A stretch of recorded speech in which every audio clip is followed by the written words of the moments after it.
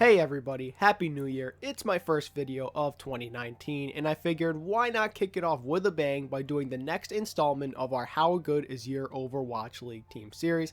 And in today's video, we'll be taking a look at the Houston Outlaws to see how they stack up against the rest of the league. And in order to do this, we'll have to do an evaluation of the team's roster by looking at both the player position and the head coaching position. As usual, I like to start these videos off by talking a little bit about the head coach of each Overwatch League team. Then after that, I will give my evaluation of the talent on the Outlaws roster. And finally, I'll give my prediction as to where I think the team will finish in the standings. Now that I'm done explaining how these types of videos work, let's get started. So at the head coaching position for the Houston Outlaws, they have Tyrong, and he's been the coach since the last season. And if you're wondering what other kind of coaching experience he has, he coached Africa Freaks, AF Red, and NGA Club, and he used to be a player too. Fun fact, he was on the 2016 South Korean Overwatch World Cup team. He was the support player on a team that absolutely destroyed the rest of the competition as Team South Korea all rallied behind Miro, who dominated with his amazing Winston play at the time. With all of the experience that Tyrong has had in the professional Overwatch scene, I think it's safe to say that he knows what he's doing and that he's a pretty solid head coach overall. Moving on to the players,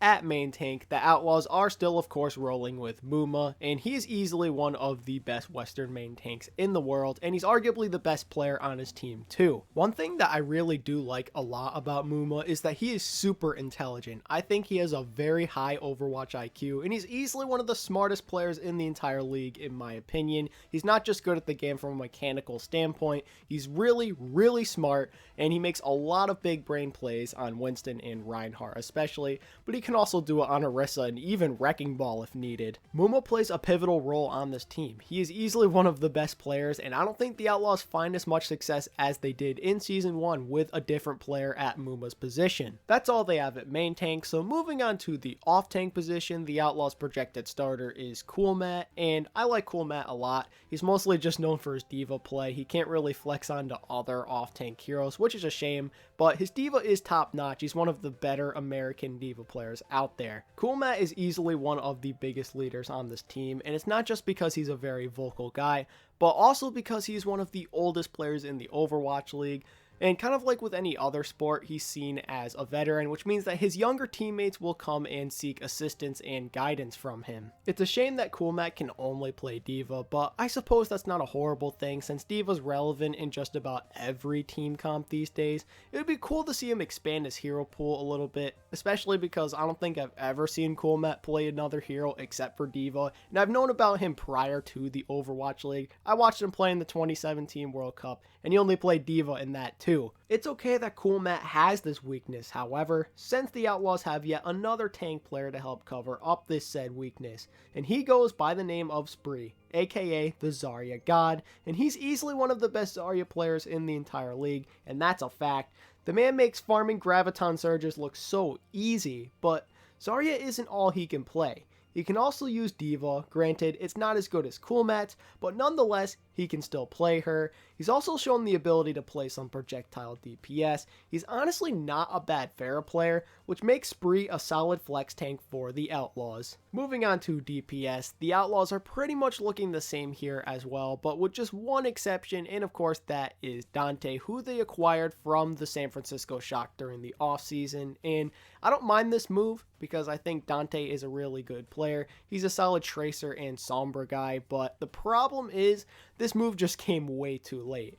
The Outlaws needed Dante during Stage 2 and 3 of last season, not during Season 2 when Tracer has become pretty much irrelevant. They needed a Tracer player then, not now. Unless Sombra and Tracer become super meta again in the future, I really don't see Dante getting a whole lot of playtime. I mean, if he impresses the coaches, then of course that could change, but as it stands right now, I'm really not sure how much he's going to play in Season 2. Up next, they have Jake, and we all know and love him. He's a meme in this community. We know him as J Lulk and Jake Rat as well.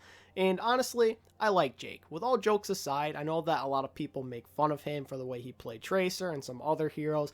everyone thought of him as more of just a Junkrat main in Season 1, but he's really not that bad of a player. I honestly think Jake is pretty good. He's not a great player, but I certainly don't think he's bad either. Jake actually has a fairly deep hero pool, and I think he'll be able to show that off in Season 2 because honestly, he just had to play so much Tracer and Junkrat that he couldn't. He wasn't able to practice those heroes that he was really good at, such as Soldier 76, Genji, and Pharah.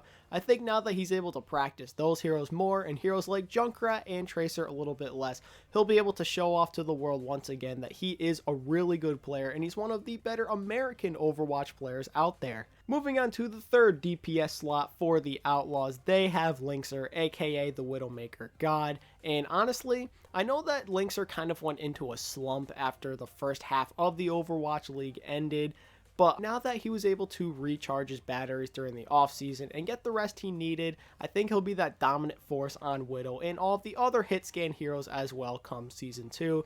And speaking of his hero pool, I think that he also has a pretty underrated one, kind of like with Jake. I just mentioned he can play all of the hit scan heroes at a pretty high level, but he's even shown an ability to play Genji, a little bit of Pharah. He can also play Zarya and Brigitte if needed too. So needless to say, he's got a pretty deep hero pool himself. Rounding out the DPS slot for the Outlaws is Arhan, and I just don't have much to say about this guy. He's kind of irrelevant. He played a little bit for the Outlaws in Season 1, but I don't expect him to play much in Season 2 either, especially when you consider that he's the only Korean player on this team. They're strictly Western other than him, so it would kind of mess with the chemistry if anything, and he's also just not that good at the game. He's not nearly as good as he used to be back in the day. I'm pretty sure he played on the 2016 Overwatch World Cup South Korean team, if I remember correctly, and since then he's been pretty irrelevant, and I kind of expect it to stay that way. And finally, at their support positions, they have made no changes whatsoever. They're still rocking with the same lineup. So starting off with flex support, they have Raucus, and what else is there really to say about him? He's a pretty average player. He's not great. He's also not horrible either. He's mostly known for his Zen. I'd say that's his best hero. He can play Ana and Moira at a decently high level, I'd say too, but Zenyatta's the thing that he's best at, if you ask me. And I think that's shown in the last few World Cups. He's made some good plays here and there, but overall, like I said, he's pretty average. He's nothing special. I see Raucus as a solid leader for this team as well, but unfortunately for him, I just don't think he's good enough at the game for it to matter all too much, and that's really all I have to say about Raucus, so let's move on to the main support position now. And finally, at main support, the Outlaws have Bonnie and Boink, and there really isn't much to say about these guys. They're both pretty average at best, kind of like with Raucus. I guess you could say that Bonnie's slightly above average with the way he played in the World Cup this year, but it's not by much, let me tell you. I think that both Bonnie and Boink can play a mean Lucio, but I don't think they can play Ana or Mercy at a high level, unfortunately. They're both kind of bad at those heroes, so overall, these guys really aren't going to help you win a lot of games. They won't help you lose a lot of games, granted, because they aren't horrible, but they're not exactly good at the game, so they don't make a lot of huge plays to help your team be very successful. And that's what the Houston Outlaws are looking like coming into Overwatch League Season 2. And to be honest, I think this team is not looking all too great. The roster isn't horrible, don't get me wrong. But when you compare them to a lot of the other teams out there, they certainly have their work cut out for them, and they can only blame themselves, right? They only made one off-season acquisition. Granted, I think it was a pretty decent one. I like Dante. They have some depth at the DPS position now, right? But wouldn't it be nice to have a backup main tank for Muma in case he gets hurt or sick or whatever? And also, what about the support line? It's kind of weak, like I've been mentioning, and it would be good to maybe change things up and get someone else in there. I just don't understand why the Outlaws want to settle for mediocrity.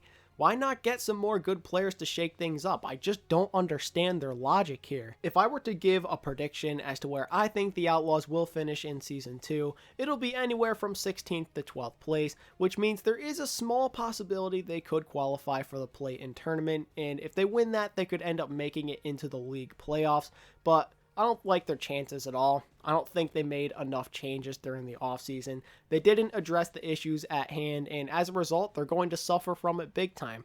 Although I will admit, there is a possibility they could get on a roll if GOATS is still meta by the time Season 2 rolls around, because I think a Coolmat, Muma, and Spree tank line sounds horrifying, and it could be dominant. It really could.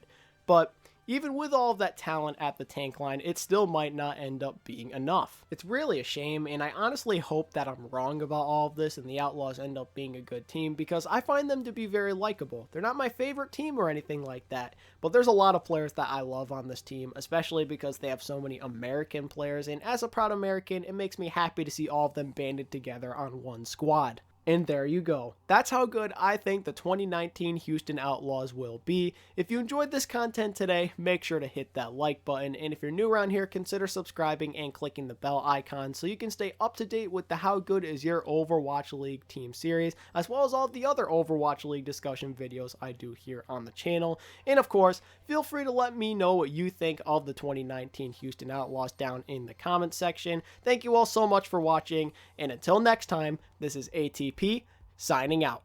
Peace.